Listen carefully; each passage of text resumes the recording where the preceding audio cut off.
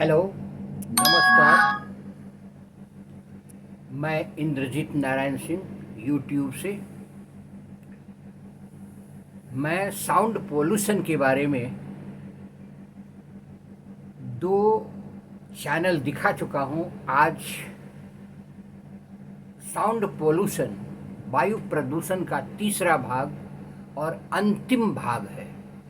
आप इसे सुने, देखें, नॉलेज ग्रहण करें। संभव हो तो नॉलेज के लिए कॉपी, पेंसिल या पेन लेकर बैठ जाएं और सुने। जो भी मैं बता रहा हूँ वो साइंटिफिक बेस पर आधारित है। भाइयों बहनों, आप सुने। कोई ध्वनि जब जरूरत से ज्यादा होने लगे तो मन खिन्न होने लगता है। जरूरत से ज्यादा ध्वनि शोर कहलाती है। आवृत्ति, तीव्रता, फ्रीक्वेंसी एंड इंटेंसिटी। आवृत्ति आवृत्ति प्रति सेकेंड मापे गए कंपन को कहते हैं। ध्वनि की आवृत्ति को मापने का जो इकाई होता है उसे हर्ट्ज कहते हैं। HEART। एक सामान्य मनुष्य 20,000 हर्ट्ज आवृत्ति की ध्वनि सुनने में सक्षम है। तीव्रता, अब सुने इंटेंसिटी के बारे में। तीव्रता किसी व्यक्ति द्वारा महसूस की गई ध्वनि की अनुभूति बताती है। तीव्र एवं अचानक सुनी गई ध्वनि दिमाग पर प्रतिकूल प्रभाव डाल सकती है और डालती है।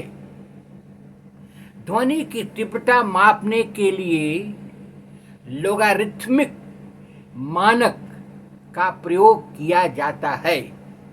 इसकी इकाई, ध्वनि की माप की इकाई वेल का दशांश यानी डेसिबल है, जो शून्य स्तर के मुकाबले ध्वनि के स्तर को मापती है। इस स्केल मानदंड को 3 प्रकार से वर्गीकृत किया जा सकता है। वर्गीकरण किया जा सकता है, क्लासिफिकेशन किया जा सकता है।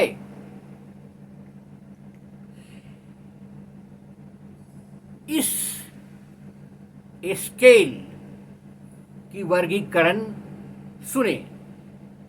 Decibel A scale, decibel B scale, decibel C scale.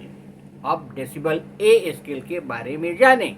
Decibel A scale पर की गई माप के संबंध में माना गया है कि वह मनुष्य की श्रवण क्षमता की आवृत्ति से बहुत करीब मिलता है। अतः मनुष्य के संदर्भ में शोर स्तर की माप इसी स्केल में की जाती है। ध्वनि मापक यंत्रों से डेसिबल मानदंड पर कोई ध्वनि तरंग पहले विद्युत तरंगों में परिवर्तित की जाती है, जिसे डेसिबल मापदंड पर अंकित किया जाता है। प्रत्येक मनुष्य की ध्वनि सहने की क्षमता भिन्न भिन्न हो सकती है। फिर भी सामान्यतः यह माप किया जाता है कि अवसीमा 20 से 120 डेसिबल तक, 20 हर्ट्ज से 120 किलो हर्ट्ज तक की आवृत्ति ध्वनि होती है। सबसे निम्न स्तर के बातचीत में ध्वनि की माप केवल 40 डेसिबल ए होती है, जबकि फुसफुसाहट की माप 20 से 25 डेसिबल ए हो सकती है। इससे भी कम श्वास के उत्पन्न ध्वनि की माप होती है, 20 डेसिबल ए हो सकती है। मनुष्य का श्रवण तंत्र कान लगभग 40 से 50 डेसिबल ए की तीव्रता वाली ध्वनि को आसानी से सहन कर सकता है, जबकि WHO ने 50 डेसिबल ए की ध्वनि को कर्णप्रिय एवं मनुष्य के लिए सुरक्षित बताया है। सामान्यतः 40 से 50 डेसिबल ए की ध्वनि को शांत एवं उससे अधिक ध्वनि शोर कहलाती है। वायु प्रदूषण के अनगिनत स्रोत हैं, जैसे रेल, वायुयान, स्वचालित भारी वाहन, टरबाइन, जनरेटर, औद्योगिक क्रियाकलाप, बहुमंजिली इमारतों का निर्माण, लाउड स्पीकर, पटाखों, वाहनों की हॉर्न से उत्पन्न शोर, आवासीय क्षेत्र में सुबह 6 बजे से रात्रि 10 बजे तक 55 डेसिबल होना चाहिए। रात्रि 10 बजे से लेकर सुबह 6 बजे तक 45 डेसिबल होनी चाहिए। ये सुप्रीम कोर्ट का डिसीजन है। तीव्र ध्वनि से हानि क्या क्या होता है, सुनिए। तीव्र ध्वनि वाले शोर मनुष्यों में उच्च रक्तचाप, मानसिक तनाव, अस्थायी बहरापन, हृदय आघात अर्थात दिल का दौरा इत्यादि का कारण बन सकता है। शोर के माहौल में व्यक्ति अपने कार्य अथवा अध्ययन में एकाग्रता नहीं ला सकता।